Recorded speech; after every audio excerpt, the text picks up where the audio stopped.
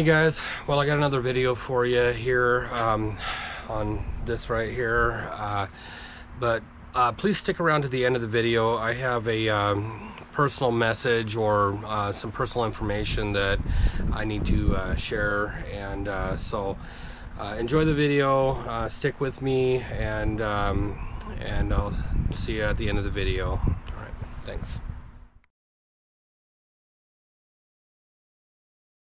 Hey guys, it's Jeff with Area North 40. Got a couple things I need to get taken care of. So one of the things that I need to get taken care of is on the LUV here. I haven't been able to drive this a whole lot lately because it's been having an overheating problem, and I think the main thing is that it's just a bad radiator.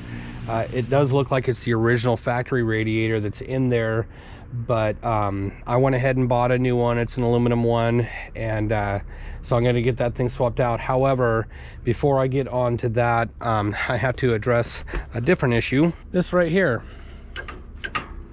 it's not supposed to do that. So this grill, it does have the Ram logo in it, so this, I'm not sure if this is definitely an aftermarket inset part or the inner part of the grill. I don't know if this outer part is original. It's painted to match exactly, so I kind of assume that this is the factory, at least the main grill part. I just think that the insets here were aftermarket because they don't look exactly stock.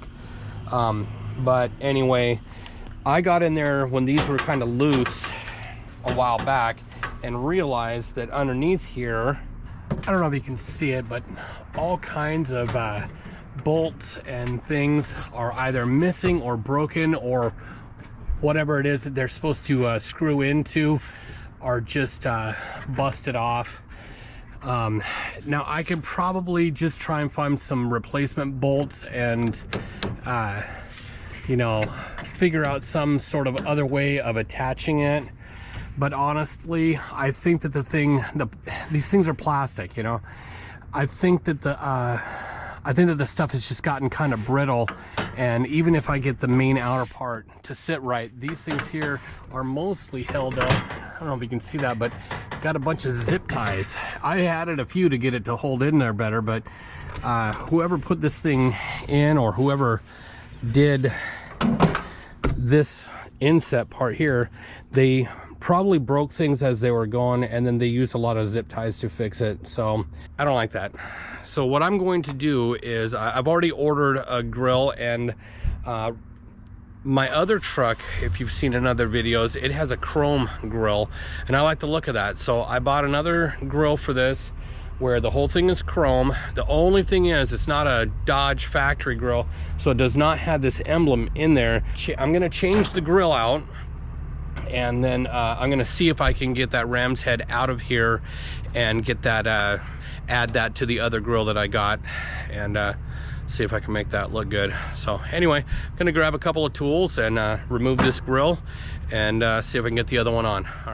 All right, it looks like most of the bolts that hold the thing on there are an 8mm. I don't know, can you see that?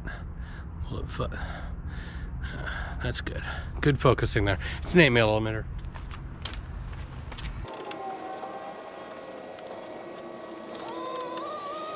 See, there were 3 of these in random spots on the lower side of the grill. I think it's supposed to have at least 5, maybe 6.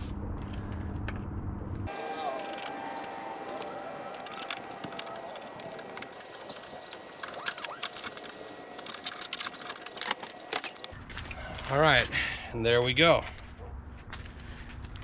Oh, and I didn't mention, it's starting to get dark because I waited till late afternoon to even get started on this. I thought it would take me about 5 minutes, so it's taking a little longer than that, figuring all this stuff out, but I think I still have just enough daylight to get the thing done. So here we go. What do you think? I don't know, in this light you probably can't even tell that it's chrome.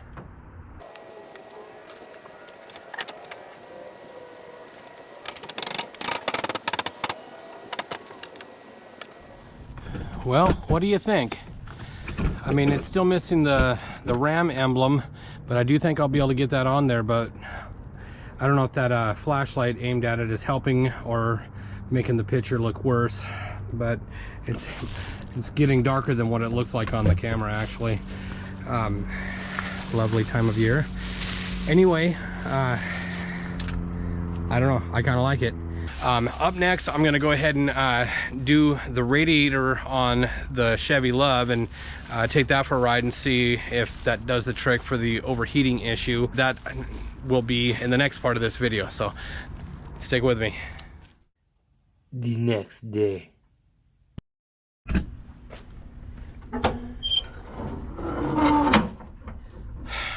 All right, well, we're on to the radiator, or as some people say, I guess on the East Coast, maybe the radiator. I don't know, does it radiate things? Have you been exposed to radiation? I call it a radiator. And it's that right there. Let's have a closer look. All right, so upon close inspection, you can see how green it is there. It's probably been leaking a little bit out the top, but the main leak seems to be down below. Right now, I don't know, can you see down in there? It's completely empty. Now there's probably still some down in the bottom of it, but it's mostly empty. And well, that's a problem. So I need to undo 2 bolts here, 2 on that side. I need to undo this hose and the one down there, and I'm gonna get a drain pan because I imagine there'll be at least some that'll come gushing out, so I'll try and catch at least the majority of it, but I have a feeling it's mostly empty. So gotta grab a couple tools and get after it.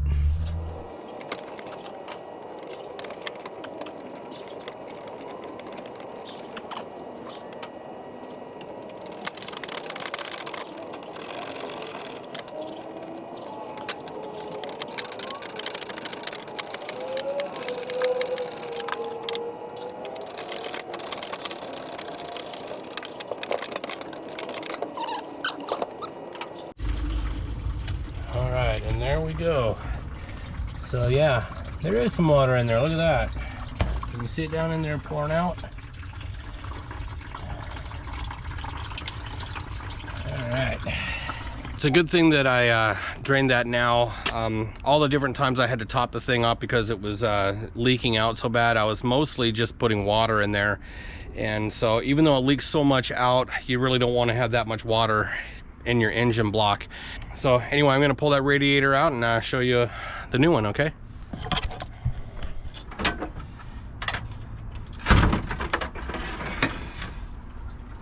Alrighty. And there we have it.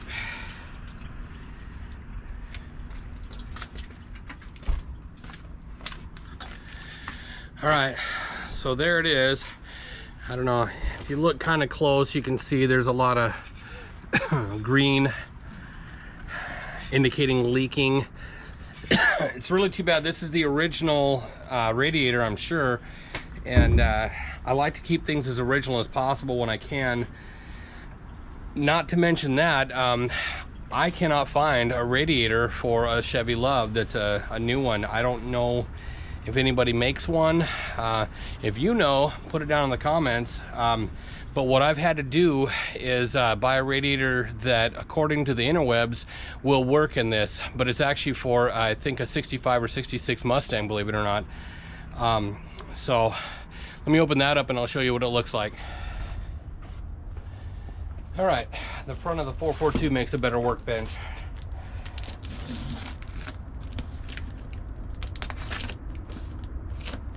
Closer to level.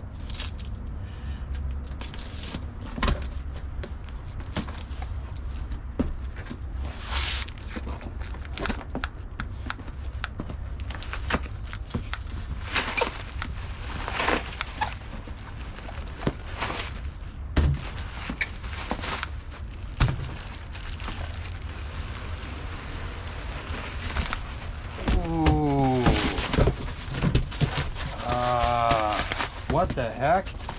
There's actually some kind of paperwork in here. That cannot be instructions. It's almost like instructions. I mean, it has pictures and stuff. I don't know. Maybe I should have looked at this before I started. Probably not, though.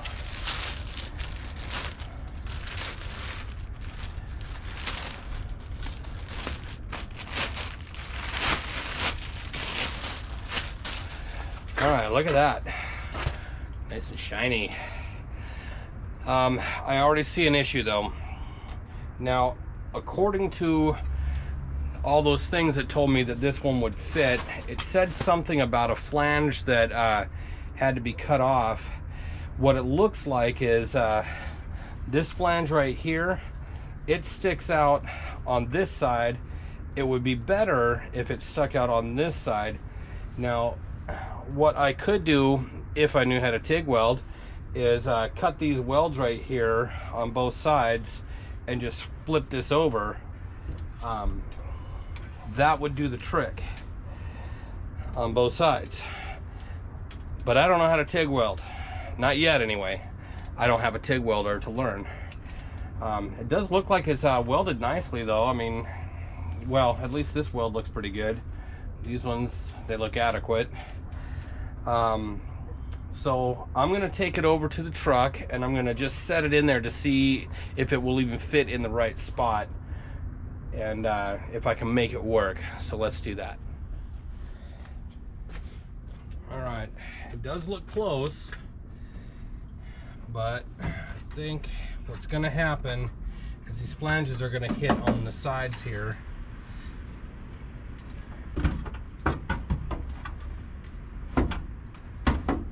Yep, as I thought.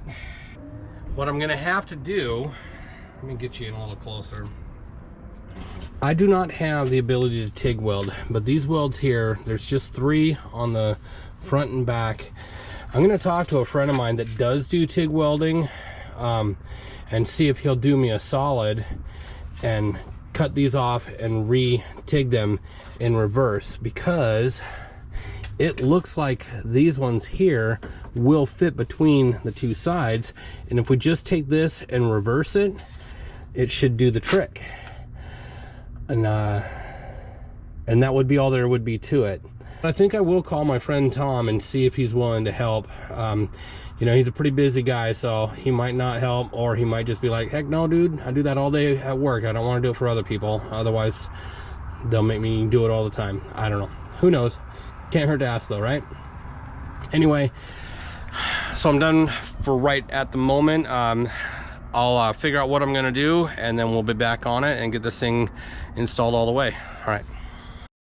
One eternity later. All right, guys. Well, it is several weeks later. In fact, the Mexico trip happened between the last time I was on this part and now. So we've had an epic fail, possibly error in my judgment, which almost never happens. But earlier in the video, when I was trying to put the aluminum radiator in, it didn't quite fit right, which I knew was going to need some adjustment.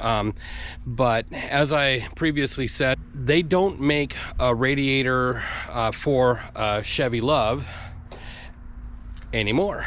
And so you can't just go on to radiators.com and order one up. So I went on to some sites and some pages, and well, probably just Facebook, and put the call out there.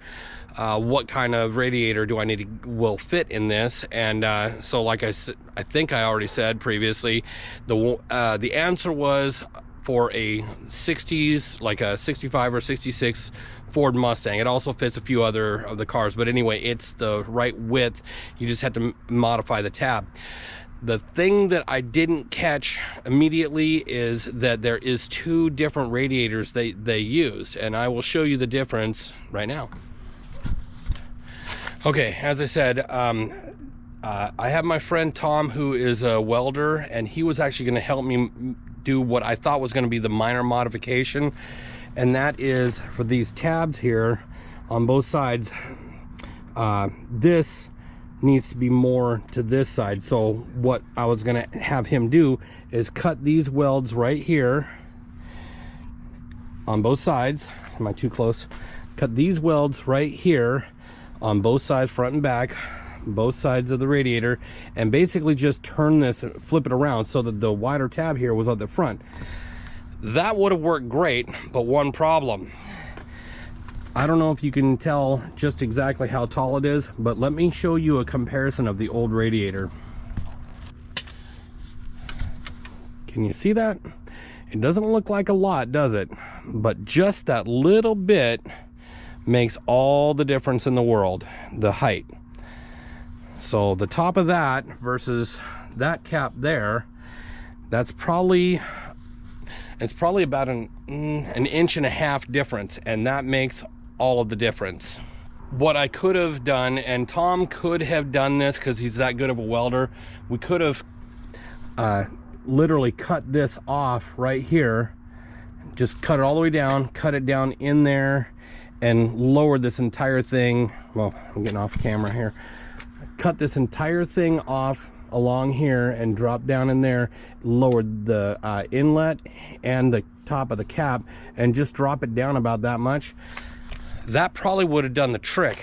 But what the issue is, this hood is one of those kind that opens up backwards.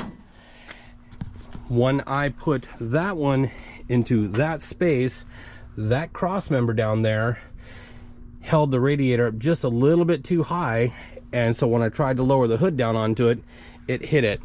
So it wasn't just a side-to-side fitment issue, it was the top-to-bottom fitment issue. Now Tom, he's like, I'll bring the thing over and we'll cut that cross member out. I'm not gonna do all that. Even though he offered and said that he could do it, I have no doubt that he could. But we're talking about structural frame there. We're not talking about just some fender modification or radiator tab removal or moving, whatever. We're not talking about just a tab that's being flipped on a radiator. So at any rate, that radiator there, as it turns out, the other radiator, or the one that I should have gotten, the Mustang that has a V8 in it calls for this radiator, and the Mustang that calls for, or that has a inline 6-cylinder, it's just a little bit smaller apparently. Now I don't know that for sure, that's just what I've gotten from the information from the old interwebs. So the long and the short of it is, though, it's too long and I needed to be short. So that is, again, as I said, a bust. Now I've already bought that thing. I actually bought that, now it's been several months, so I can't send it back even though it's brand new. Anybody out there that's got an old Ford Mustang that wants to buy this from me, let me know in the comments. But as it turns out, I talked to my friend Ted, who I got the LUV from, and he has another LUV that's kind of more like a parts vehicle, and he didn't even say, I'll sell it to you. He just said, come on over and get the one that's in here.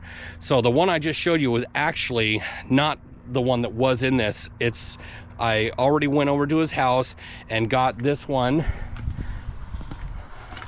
right here. And you'll notice, I don't know if you look back further in the video, if you remember in the video, the other one was kind of all green in here because it had been leaking so bad. This one is in good shape, and it even had the fan shroud. That's gonna work. So I'm gonna go ahead and put this one back in there and get it all hooked up, and then we'll be able to, I don't even know if I have any antifreeze. I'll get some antifreeze at some point, put it in there, and I'll be able to drive the LUV again.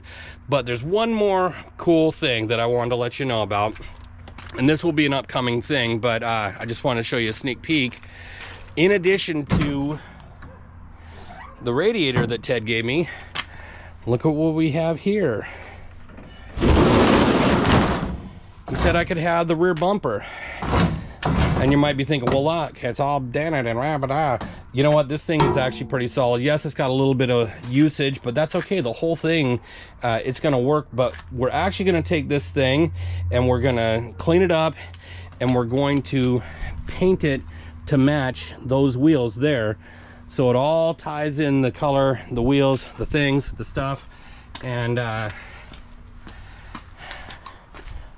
have a bumper back here, which, you know, a lot of people think that on these trucks that are lowered, you don't want a rear bumper. I do. So, and it's not just a safety first thing, but, you know, safety third. I still want it. And plus, look at this. I would actually be able to tow a small trailer. So I'm not going to put that on right now, because I actually had to cut the hardware to get that off. It was pretty, they were pretty rusted on there. So I'm going to get new hardware for it, but I just wanted to show you. So what I'm going to do right now is put that radiator back in, and we'll be ready to go.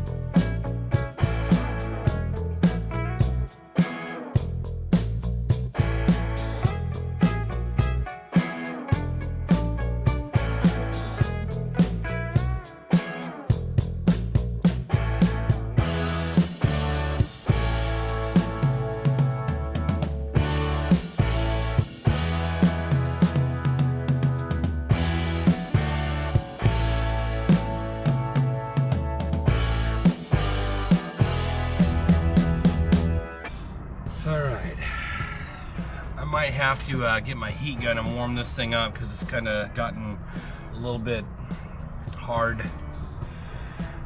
Not good for that kind of thing.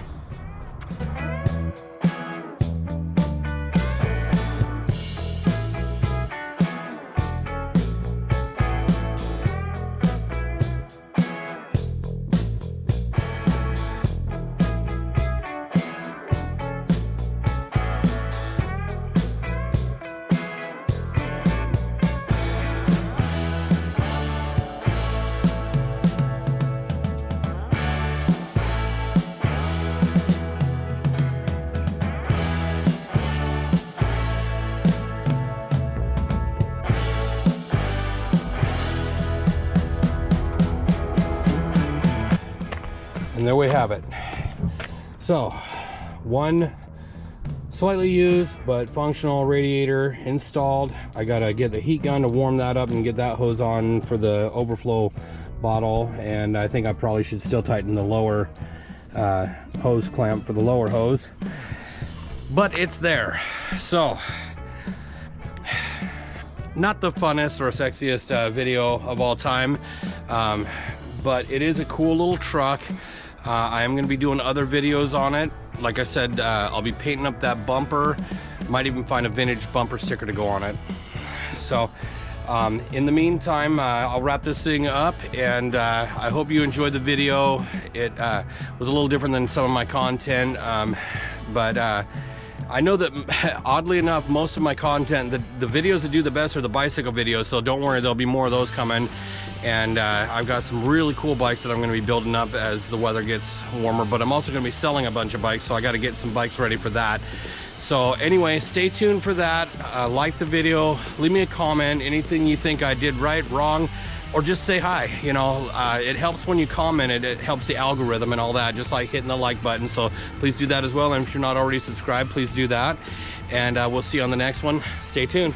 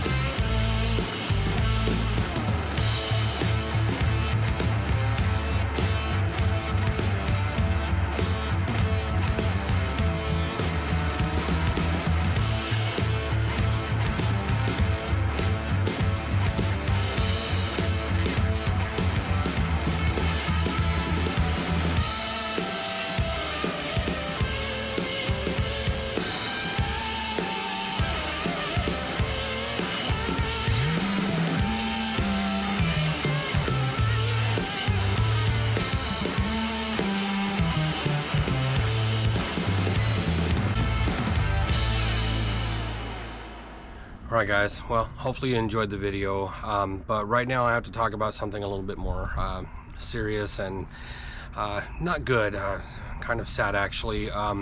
Today is February 19th, 2025, and today would have been my father-in-law to be's 73rd birthday.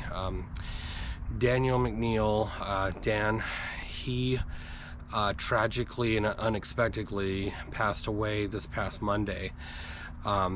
He had been diagnosed with Crohn's disease, but he was not like ill or terminal or anything like that, and that's not what happened. I'm not going to go into the details of exactly what happened, but needless to say, he's no longer with us, and it just absolutely breaks my heart. You know, Carly and I are going to be getting married this year, and of course he was going to be walking her down the aisle, and unfortunately that's not going to happen. But I wanted to say something about the man that I grew to know over the last 5 years. You know, it wasn't nearly enough. It just absolutely wasn't nearly enough. He immediately took to me. He immediately liked me. He respected me, and vice versa. He was one of my biggest supporters with this channel, not to make it a self-serving thing, but he was one of my first subscribers and always encouraged me. And even though he wasn't the biggest car buff himself, he really liked what I was doing. And he just was a great guy. And so Carly, of course, is just devastated, as well as everybody else in the family. We're kind of picking up the pieces here. But Dan was first and foremost a family man. Now, he, of course, he loved his Seahawks, and he loved the Seattle Kraken, loved his hockey. He was a pilot. He flew for a few different airlines, US Airways, I believe, and Piedmont. Piedmont was the one he talked about the most. I think that was his favorite. But family was everything, and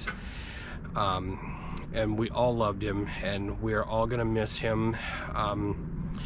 And I just wanted to say, Dan, if you're watching YouTube up in heaven, I promise I will take care of Carly, and I will be here, and for the rest of my life, and hopefully the rest of hers. And we all love and miss you very much, and rest in peace.